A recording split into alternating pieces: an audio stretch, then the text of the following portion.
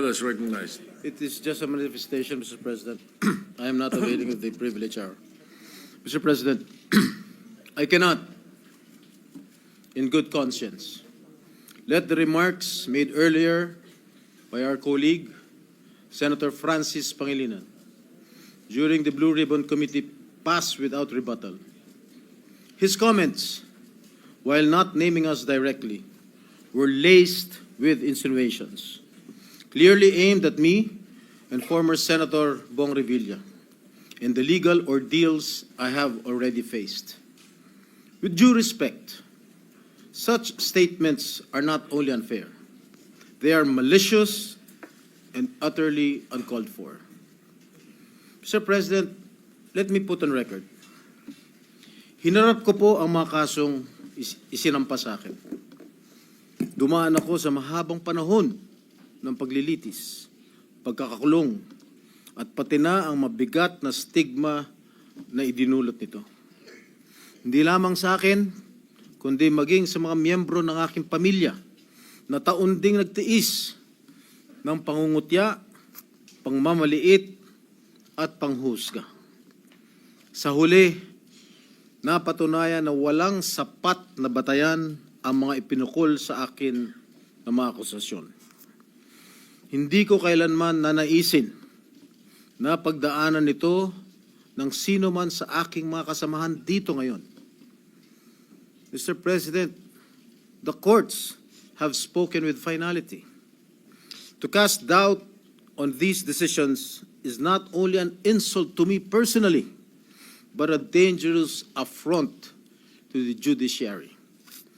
It undermines the very foundation of our justice system and erodes public trust in due process.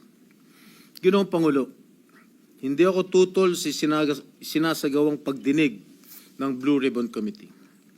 Ngunit, hindi ko pahihintulutan na ang kasalukuyang issue ay gamitin upang idikit muli sa akin ang mga maling paratang at sadyang impluwensyahan ang opinyon ng publiko. Ang mga kasong may kinalaman sa PDAF ay naresolba na ng korte matapos ang masusing proseso ng batas. To insinuate otherwise is nothing less than an attempt to rewrite history and to malign the integrity of the judicial process. I urge my colleagues to exercise prudence, fairness, and much of all, respect. I too deserve to be heard and to defend myself, whether in this august chamber or before any court of law. I am more than ready to dismantle the baseless lies being peddled in the Blue Ribbon Committee, come hell or high water.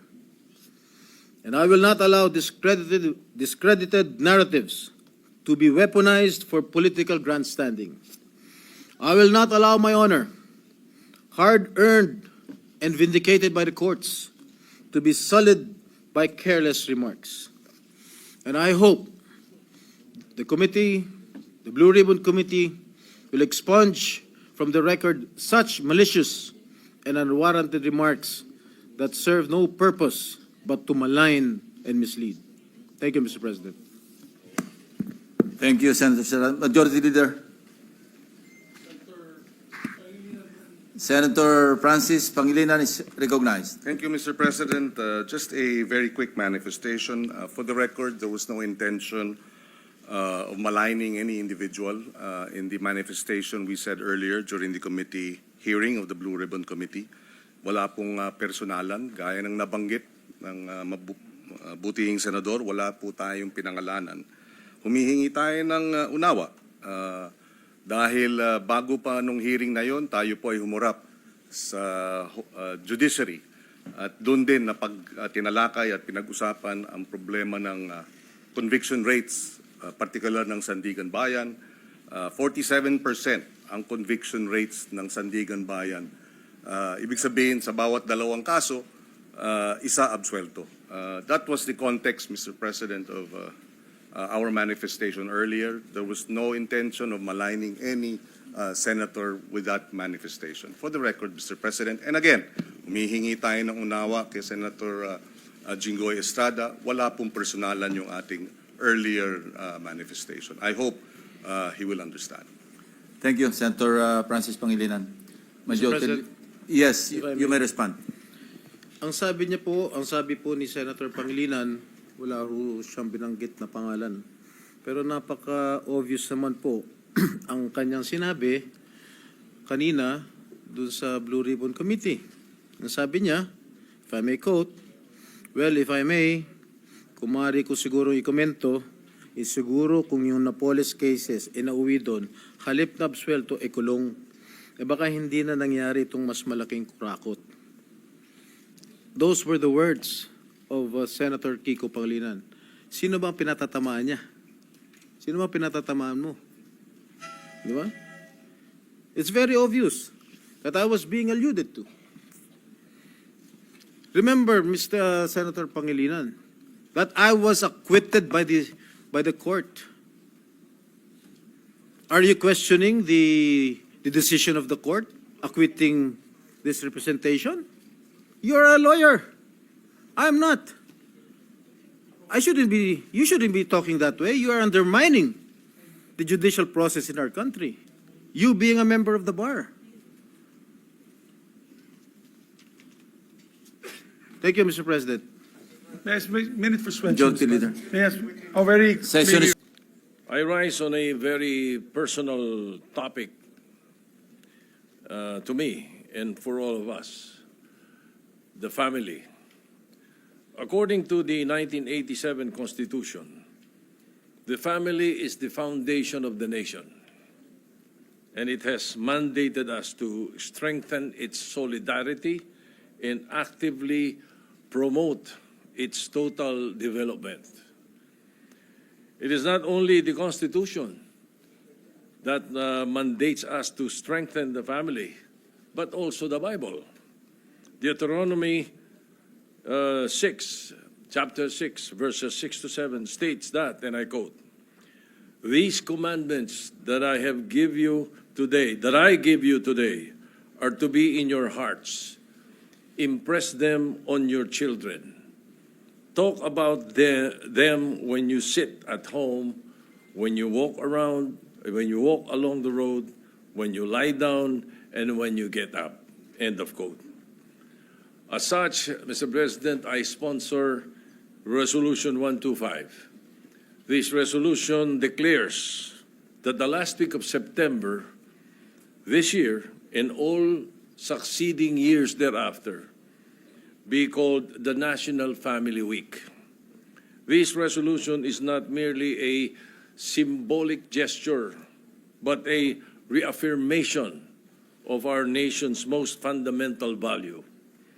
Our nation is not only built on concrete and steel, but also in the foundation of the Filipino family. However, this foundation is being threatened by forces such as technology, the separation of the family by virtue of overseas employment. As such, this resolution, the Senate sends a strong message that we, the national representatives of this nation, believe and trust that the family is not merely a relic of the past, but a living and real hope for the future.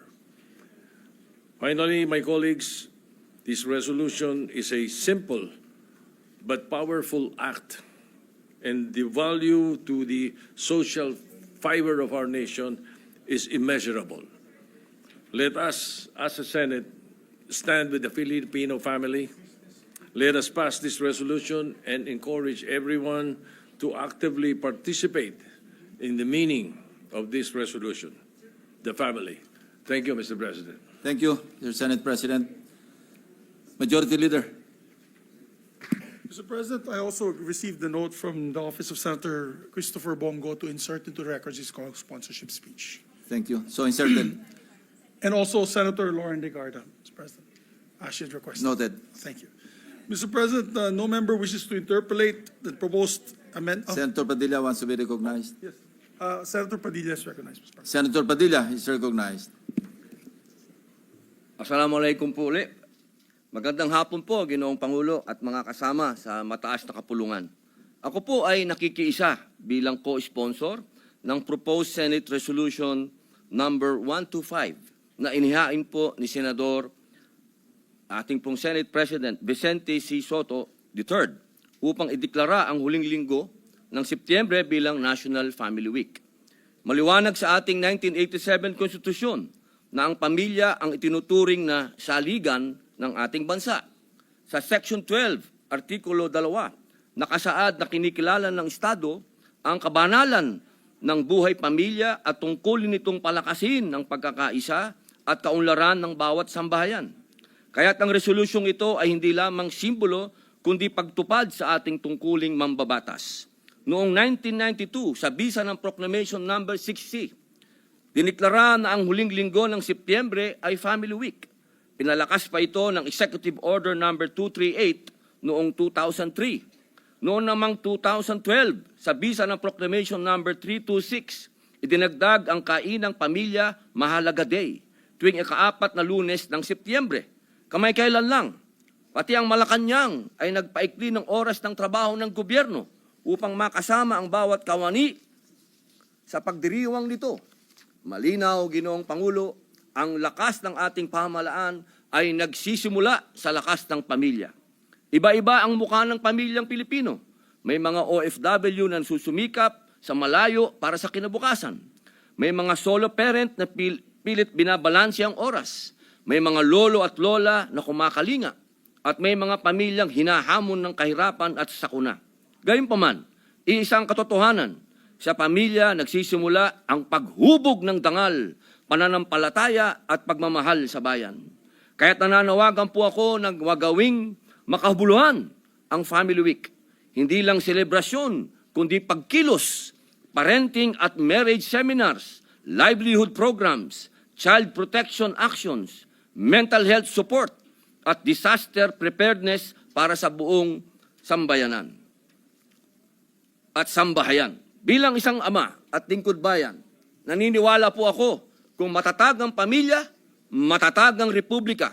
Kaya sa ngalan ng bawat pamilyang Pilipino, buong puso po akong nakikiisa kay Senador Soto at sa kapulungan ito sa agarang pag-adapt ng resolusyong ito. Maraming salamat po. Thank you, Senator Padilla. Majority Leader. Thank you, Mr. President. Mr. President, I'd like to stand corrected. The good gentle lady from Antigua, instead of inserting to the records, would like to co-sponsor the measure. May we recognize Senator Lauren Legarda, Mr. President. Senator Lauren Legarda is recognized. Thank you, Mr. President. I stand before you today to co-sponsor Senate Resolution 125, expressing the sense of the Senate to declare the last week of September of this year and every year thereafter as a National Family Week. According to the PSA's 2020 census, out of 109 million Filipinos, 108.7 million live in households. This is equivalent to 9 out of 10 Filipinos living in households with their families. However, the weight of economic pressures and the changing social landscape has affected the family rhythm. Oftentimes, both parents and children are compelled to work longer hours to meet the daily expenses of the family. As a result, family time, once defined as shared meals and conversations, is sacrificed. What used to be a norm of sitting together to share stories, seek guidance, and build common values has now become a rare experience for Filipino families. Also, while technology has advanced and brought many benefits, it has also introduced new distractions, making face-to-face communication within families a scarce resource. Since the state is tasked to protect and strengthen family life as a basic autonomous social institution, it is only proper for this institution to help in nurturing and upholding the welfare and unity of Filipino families. Thus, I urge my esteemed colleagues to support and adopt proposed Resolution 125 to express a sense of the Senate to declare the last week of September of this year and every year as a National Family Week. Simple as it may seem, through this measure, we affirm that amidst the difficulties and distractions of our lives, the heart of the Filipino continues to beat strongest within the home. Let this observance be our yearly reminder that our progress as a people will always be measured by the strength of our families, the values we pass on, and the bonds we choose to keep. Thank you, Mr. President. Thank you, Senator Ligarda. Majority Leader. Before Senator Erwin, I think Senator Pia manifested first, but would you allow him to go ahead, Madam? Yes, we'd like to recognize Senator Erwin Tulfo. Senator Erwin Tulfo is recognized. Mr. President, I would just like to manifest my support on Senate Resolution number 125, which is expressing the sense of the Senate to declare the last week of September of this year and every year thereafter is the National Family Week. Family is very important, Mr. President. Otherwise, we won't be here. If we don't have a family, we don't have parents who brought us all here. So I agree, Mr. President, and we should immediately pass this resolution number 125, and I support the said resolution filed by Senator Soto, the sponsor, and co-sponsor Senator Bongo and Senator Loren Legarda. Thank you, Mr. President. Thank you, Senator Tulfo. Majority Leader. May we recognize Senator Pia Cayetano, sir. Senator Pia Cayetano is recognized. Thank you, Mr. President.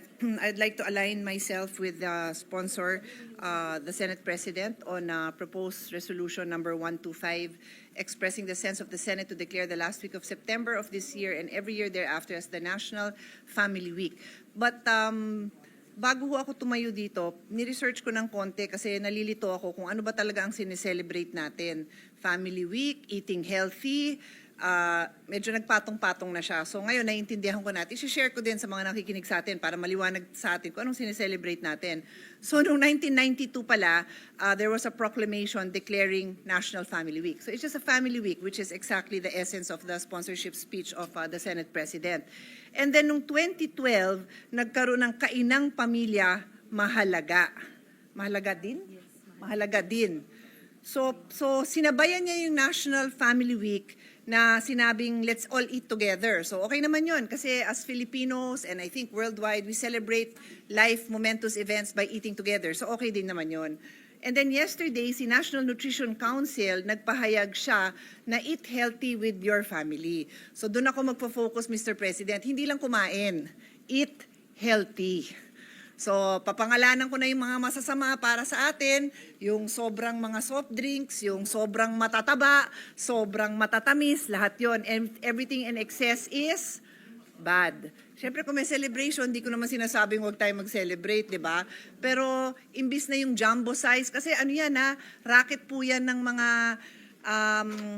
mga fast food at ng mga brands that sell unhealthy products. Ilalagay nila dun sa line of sight mo yung mga jumbo pack nila, yung mga buy one, take one nila because they are addicting us to unhealthy habits. So, on that note, I join you, Mr. Senate President, pero nagpapaalala lang ako, celebrate and eat healthy. Yun lang po, Mr. President. Thank you. Thank you very much, Senator Pia Cayetano. Majority Leader. May you recognize as well Senator Risa Hontiveros? Yeah. Senator Risa Hontiveros is recognized. Salamat po, Mr. President. I rise in strong support of proposed resolution number 125, declaring the last week of September as National Family Week. Panahon palagi para alalahanin at alagaan ang ating pamilya. The Senate President is right. There is an assault of technology on the family. Sa panahon ng AI at social media, hindi lang oras ang ninanakaw, pati ang kaligtasan ng ating mga anak. AI can create fake child abuse images and deepfakes. Walang pisikal na krimen, pero totoo ang trauma. AI chatbox can groom and extort. Nagaan yung kaibigan, pero panganib pala. Ito po'y napagalaman ng ating komite sa Committee on Women, Children, Family Relations, and Gender Equality sa nakaraan nating hearing. Dagdag pa rito, milyong-milyong OFWs ang napipilitang mahiwalay sa kanilang pamilya upang mabuhay, gaya ng binanggit din ni Senate President. Solo parents shoulder double burdens, kadalasan mag-isa, habang hinaharap ang parehong digital at pang-araw-araw na panganib. Alam yan ni SP dahil pinasa natin ang Solo Parents Welfare Act nung nakaraang Kongreso sa ilalim ng kanyang liderato. National Family Week must also mean family protection and support mula sa mas matibay na batas laban sa AI-facilitated exploitation hanggang sa mental health care at konkretong tulong para sa OFWs at solo parents. Ang pamilya ang unang tahanan ng lipunan. Let us make it safe and whole even in the digital world. Salamat po, Mr. President. Thank you, Senator Risa Ontiveros. Majority Leader. Thank you, Mr. President. Would like to also ask that, for the record, Senator Raffy Tulfo would like to insert his co-sponsorship speech of PS Resolution number 125, just for the record. So ordered. Mr. President, I move that all members present today be made as co-authors, Mr. President. Is there any objection? Hearing none, the motion is approved. And, Mr. President, there being no other member wishes to interpolate the proposed amendments of the measure, I move that we adopt proposed Senate Resolution number 125, subject to style. I so move, Mr. President. Is there any objection? Hearing none, proposed Senate Resolution number 125, subject to style, is hereby adopted. Congratulations to our sponsor, the Senate President, to all the co-sponsors, Mr. President. Mr. President, we'd like to recognize our Deputy Majority Floor Leader, Senator Ersto. Senator J.B. Ejercito is recognized. Mr. President, I move that we consider Senate Concurrent Resolution number 6. This is the resolution granting consent to Senate Majority Leader Juan Miguel Zubiri to accept the Grand Cordon of the Order of the Rising Sun. So move, Mr. President. Is there any objection? Hearing none, consideration of Senate Concurrent Resolution number 6 is in order. The Secretary is directed to read the title of the resolution. Concurrent resolution granting consent to Senate Majority Leader Juan Miguel Migs F. Zubiri to accept the Grand Cordon of the Order of the Rising Sun conferred upon him by the government of Japan. To sponsor the measure, I move to recognize Senator Lauren Legarda. So move, Mr. President. Senator Lauren Legarda is recognized. Mr. President, dear colleagues, I rise today to sponsor Senate Concurrent Resolution number 6, which I have the honor of introducing. As its author, I proudly express my support for Senate Majority Leader Juan Miguel Migs F. Zubiri in his acceptance of the Grand Cordon of the Order of the Rising Sun to be conferred by the government of Japan. The Order of the Rising Sun was first created in 1875 to recognize individuals who have made notable contributions to the public and the Japanese nation, including foreign individuals who have paved the way for stronger relations between their people and the people of Japan. Currently, it is awarded in 6 classes, with the Grand Cordon being the highest class. Among the distinguished Filipino recipients of this highest honor are former Senators Manuel B. Villar, Franklin M. Drilon, and Edgardo J. Angara, and former Cabinet Secretaries Carlos P. Romulo, Albert F. Del Rosario, Carlos G. Dominguez III, and Alberto G. Romulo. On the international stage, notable awardees include former Singaporean Prime Minister Lee Kuan Yew, former UNICEF Executive Director Carol Bellamy, and Microsoft co-founder Bill Gates. The conferment of the Grand Cordon of the Order of the Rising Sun by the government of Japan to another Filipino is a testament to the Philippines' enduring commitment to strengthening its relations and cooperation with Japan. Senator Mig Zubiri has exemplified these qualities and is truly deserving of this distinction. As former Senate President, he advanced the corporate recovery and tax incentives for enterprises to to maximize opportunities for reinvigorating the economy or Create More Act, which generated livelihood opportunities for Filipinos while supporting exporters, including Japanese firms.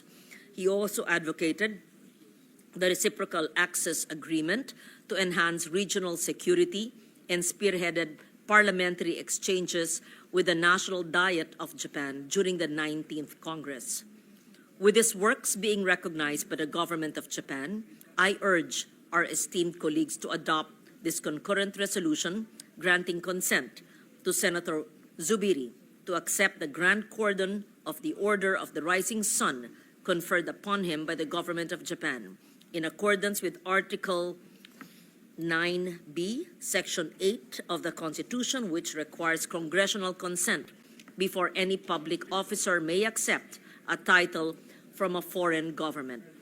I congratulate Senator Juan Miguel Zubiri for being granted the privilege to accept such a prestigious title.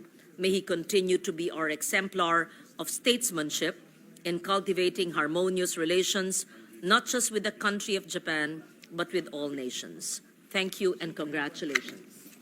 Thank you, Senator Ligarda. Majority Leader. Yes, Mr. President, Senator Robin Hood Padilla would like to co-sponsor Senate Concurrent Resolution number 6. I move that he be recognized. Senator Robin Padilla is recognized. Maraming salamat po, Ginoong Pangulo. Mga ginagalang kong kasama, buong puso ko pong sinusuportahan ang pagbibigay pahintulot sa ating kagalang-galang na Senate Majority Leader Juan Miguel Mig Zubiri na tanggapin ang Grand Cordon of the Order of the Rising Sun mula sa pamahalaan ng Japan. Ang parangal po na ito ay karapat-dapat na pagkilala ng kanyang pamumuno at pagsusumikap na pagtibayin ang ugnayan ng Pilipinas at Japan na pinatutunayan ng kanyang track record at natatanging tatak ng serbisyo publiko para sa kabubuti ng ating bayan. Ipinapaabot ko po ang aking taus-pusong pagbati sa aking lakan, ang Pangulo po ng Arnis dito sa ating bayan, isang magdirigma. Ako po ay saludo sa iyo. Kalakip ang aking kagustuhan maging co-sponsor at concurrent resolution number 6 na inihain ni Senadora Loren Ligarda. Maraming salamat po. Thank you, Senator Robin Padilla. Majority Leader. Mr. President, Senator Pia Cayetano also would like to co-sponsor the resolution. I move that she be recognized. Senator Pia Cayetano is recognized. Thank you, Mr. President. I rise today to co-sponsor Senate Concurrent Resolution number 6, which grants consent to Senate Majority Leader Juan Miguel Mig Zubiri to accept the Grand Cordon of the Order of the Rising Sun, an honor conferred upon him by the government of Japan. The Grand Cordon of the Order of the Rising Sun is awarded to individuals who have made exceptional contribution to the Japanese nation and its people. This prestigious distinction is also extended to foreign nationals who have played a pivotal role in strengthening ties between their countries and Japan. Under the leadership of Senator Zubiri, we witnessed the creation of the Reciprocal Access Agreement between the Philippines and Japan, an agreement designed to enhance security and defense cooperation in the Asia-Pacific region. As Senate President, he also played a critical role in the successful hosting of the 31st meeting of the Asia-Pacific Parliamentary Forum, a significant initiative spearheaded by former Japanese Prime Minister Yasuhiro Nakasone. Mr. President, I was also with the delegation of the then Senate President Mig Zubiri when we went to Japan. Holy Week pa man din. May plano na ako sa pamilya ko, pero nag-i-insist siya with all his persuasive charms and talents that full force po kaming pumunta sa Japan.